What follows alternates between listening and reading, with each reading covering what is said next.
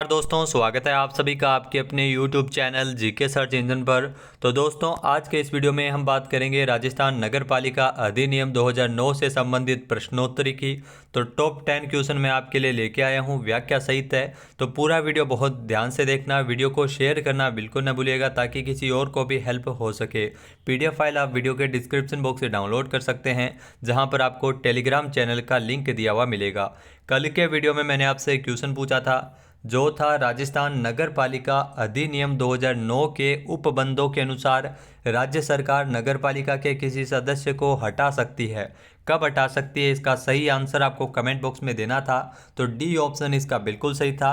नगर पालिका की इजाज़त के बिना 3 से अधिक क्रमागत बैठकों में अनुपस्थित रहता है तो हटा सकती है। डी ऑप्शन सही था। जिन दोस्तों ने डी ऑप्शन कमेंट बॉक्स में सही जवाब दिया था उनको हार्दिक शुभकामनाएं।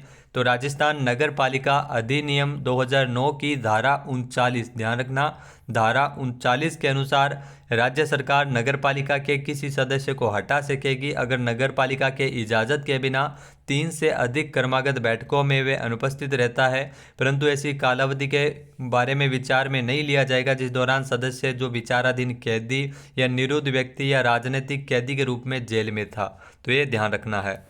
तो चलिए स्टार्ट करते हैं आज के जो राजस्थान नगर पालिका अधिनियम 2009 से संबंधित प्रश्नोत्तरी की। तो पहला क्वेश्चन है, राजस्थान नगर पालिका अधिनियम 2009 के उपबंधों के अनुसार नगर पालिकाओं द्वारा अधिरोपित करों के उचित उद्ग्रहण और वसूली का उत्तरदायित्व निम्नलिखित में से किसका होगा। तो ये उत्तरदायित्व है वो मुख्य नगरपालिका अधिकारी या उसके द्वारा प्राधिकृत कोई भी अधिकारी है, इसका उत्तरदायित्व रहता है। बी ऑप्शन इसका बिल्कुल सही है। आइए जानते हैं इंपॉर्टेंट फैक्ट्स।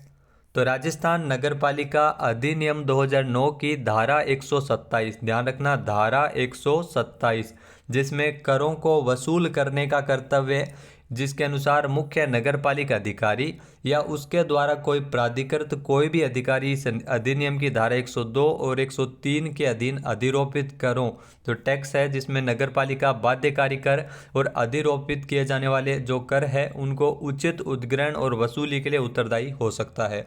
तो इसमें 2 उत्तरदायी हो सकते हैं, मुख्य नगरपालिका अधिकारी या उसके अलावा जो कोई भी प्राधिकृत अधिकारी है वो इसके लिए उत्तरदायी हो सकता है।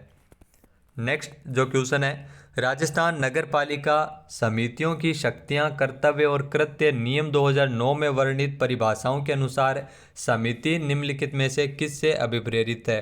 तो समिति है वो राजस्थान नगर पालिका अधिनियम 2009 की धारा 55 के अधीन नगर पालिका द्वारा गठित समिति, यानी कि बी ऑप्शन इसका बिल्कुल सही है।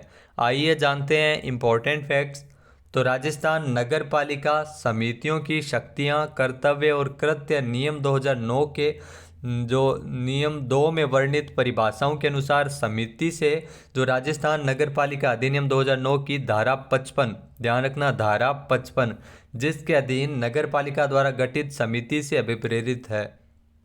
अगला जो क्वेश्चन है, राजस्थान के नगर पालिका क्षेत्रों में जो समस्त भूमिगत उपयोगिताओं के नक्शों का संधारण निम्नलिखित में से किसके द्वारा करवाया जाता है। तो राजस्थान की अगर बात की जाए तो राजस्थान के नगर पालिक क्षेत्रों के अंतर्गत जो भूमिगत उपयोगिताओं के नक्शों का संधारण, ध्यान रखना, नक्शों का संधारण ये करवाया जाता है मुख्य नगर पालिक अधिकारी के द्वारा, यानी कि ए ऑप्शन इसका बिल्कुल सही है। आइए जानते हैं इंपॉर्टेंट फैक्ट्स।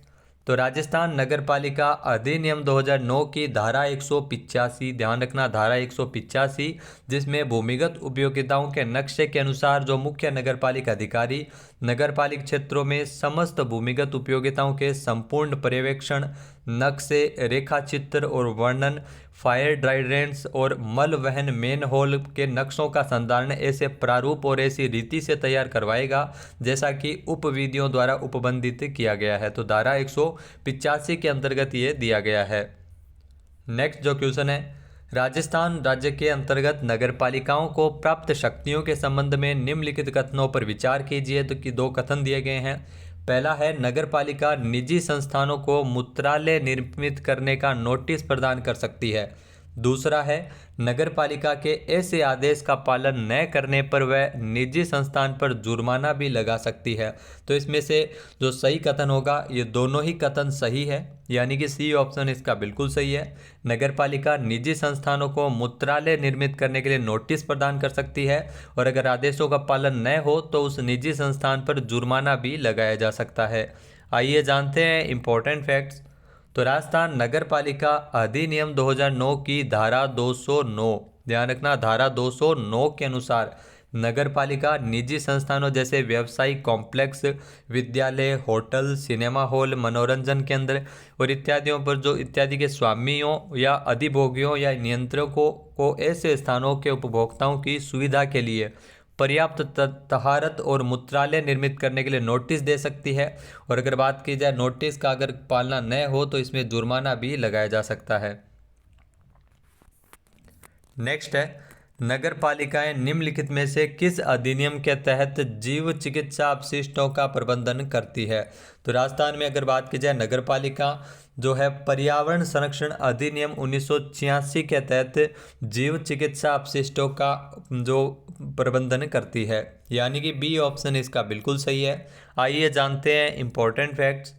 तो राजस्थान नगर पालिका अधिनियम 2009 की धारा 234, ध्यान रखना धारा 234, जिसके अनुसार जीव चिकित्सा अपशिष्ट के अनुसार जो नगर पालिका का कर्तव्य होगा कि वह पर्यावरण संरक्षण अधिनियम 1986 के द्वारा प्रदत्त शक्तियों का प्रयोग करते हुए जीव चिकित्सा अपशिष्टों के प्रबंधन और हस्तन को क्रियान्वित करे। तो ये धारा 234 के अंतर्गत इसमें दिया गया है।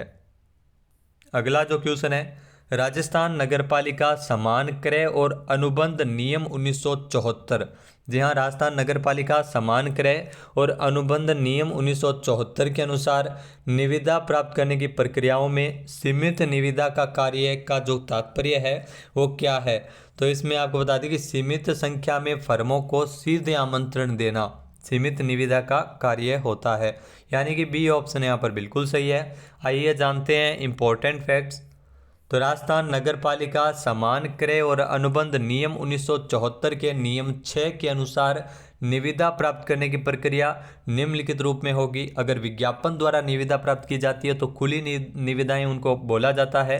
सीमित संख्या में फर्मों को सीधे आमंत्रण द्वारा निविदा अगर प्राप्त की जाती है तो उनको सीमित निविदा, और जो केवल एक फर्म को आमंत्रण करके जो निविदाएं प्राप्त की जाती है उनको एकल निविदा बोला जाता है। नेक्स्ट है, राजस्थान नगर पालिका समान क्रय और अनुबंध नियम 1974 के अनुसार उपबंधों के अनुसार जो यदि किसी निविदा के आमंत्रण पे निविदा पर्याप्त संख्या में प्राप्त न हो तब आपको बता दें कि तब नए सिरे से निविदाएं आमंत्रित की जाती है, यानी कि बी ऑप्शन इसका बिल्कुल सही है। जी हाँ, राजस्थान नगर पालिका समान क्रय और अनुबंध नियम 1974 के अनुसार तो उपबंधों में जो अगर किसी निविदा के आमंत्रण पर निविदाएं पर्याप्त संख्या में न आए तो दोबारा से नए सिरे से निविदाएं आमंत्रित करेगा। आइए जानते हैं इंपॉर्टेंट फैक्ट्स। तो राजस्थान नगर पालिका समान क्रय और अनुबंध नियम 1974 के नियम 5 में यह दिया गया है, जिसके अनुसार यदि किसी निविदा के आमंत्रण पर किसी भी कारण से निविदा उचित या पर्याप्त संख्या में जो प्राप्त न हो तो नए सिरे से निविदाएं आमंत्रित की जाएगी और निविदा आमंत्रण को सभी संभाव्य निविदाताओं को नोटिस के लाने के उपाय इसमें किए जाएंगे। नेक्स्ट जो क्वेश्चन है, राजस्थान नगर पालिका कार्य संचालन नियम 2009 के अनुसार नगर पालिका की जो बैठकें हैं वो साधारणतः कहाँ आयोजित की जाती है। तो इन बैठकों का आयोजन है वो नगर पालिका के कार्यालय में ही किया जाता है, यानी कि सी ऑप्शन इसका बिल्कुल सही है। आइए जानते हैं इंपॉर्टेंट फैक्ट्स। तो राजस्थान नगर पालिका कार्य संचालन नियम 2009 के नियम 3 में यह दिया गया है कि नगर पालिका की जो बैठकें होगी वो नगर पालिका की बैठक साधारणतः नगर पालिका के कार्यालय में ही आयोजित की जाएगी। अगला जो क्वेश्चन है, राजस्थान नगर पालिका अधिनियम 2009 के तहत समपरीक्षक की परिभाषा कहाँ से अभिप्रेरित है। तो ध्यान रखना समपरीक्षक की जो परिभाषा है वो राजस्थान स्थानीय निधि समपरीक्षा अधिनियम 1954। तो 1954 आपको जरूर याद रखना है, जहाँ पर आपको समपरीक्षक की परिभाषा है वो इसमें दी गई है राजस्थान स्थानीय निधि समपरीक्षा अधिनियम 1954, यानी कि बी ऑप्शन इसका बिल्कुल सही है। आइए जानते हैं इंपॉर्टेंट फैक्ट्स।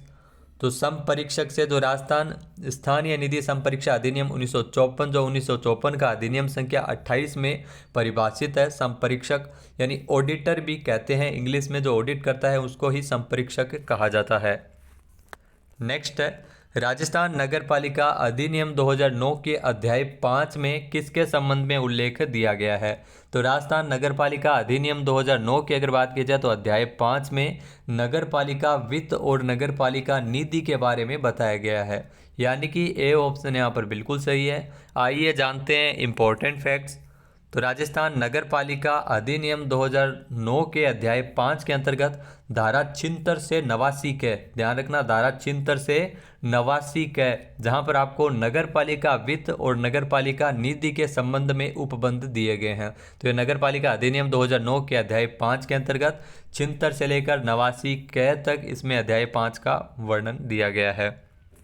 अब बात करते हैं, आज के लिए आपका क्वेश्चन है राजस्थान नगरपालिका कार्य संचालन नियम 2009 के अनुसार किसी नगरपालिका की बैठक में कार्य संचालन करने के लिए गण पूर्ति हेतु न्यूनतम कितने सदस्यों की उपस्थिति आवश्यक है। इसका सही आंसर आपको कमेंट बॉक्स में देना है। और अगर ये वीडियो आपको अच्छा लगे तो इसको शेयर करना बिल्कुल न भूलिएगा। जय हिंद, जय भारत, जय राजस्थान।